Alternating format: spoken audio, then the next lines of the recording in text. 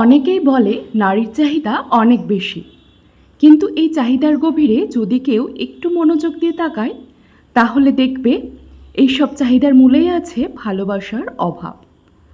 নারী অর্থ খোঁজে না, খোঁজে অনুভব। সে নিরাপত্তা চায়, কিন্তু তার চেয়েও বেশি চায় মমতা। সে সম্মান চায়, কিন্তু তার চেয়েও বেশি চায় শ্রদ্ধা ভরা ভালোবাসা। যেখানে ভালোবাসা পূর্ণ, সেখানে একজন নারী তার সমস্ত চাহিদা ভুলে গিয়ে দেওয়ার মানুষ হয়ে যায়।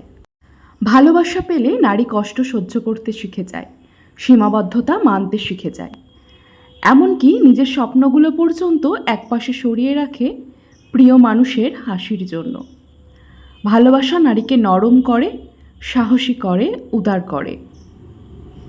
একজন নারীর হৃদয়ে যখন ভালোবাসা সত্যভাবে প্রবেশ করে, তখন সে সর্বোচ্চ ছাড় দিতে শিখে যায়।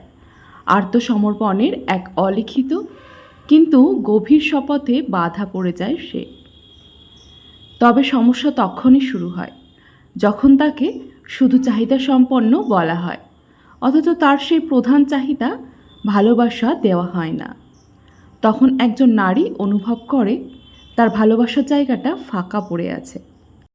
তখন সেই শূন্যতা পূরণের অন্য চাহিদাগুলো মাথা চাড়া দিয়ে ওঠে, কারণ শূন্যতা কখনো স্থির থাকে না, তা কিছু না কিছু দিয়ে পূরণ হতেই চায়। তাই যদি একজন নারীকে সত্যিকারের বোঝাতে চান যে আপনি তাকে ভালোবাসেন, তাহলে কথায় নয়, ব্যবহারে দেখান, সময় দিন, মনোযোগ দিন।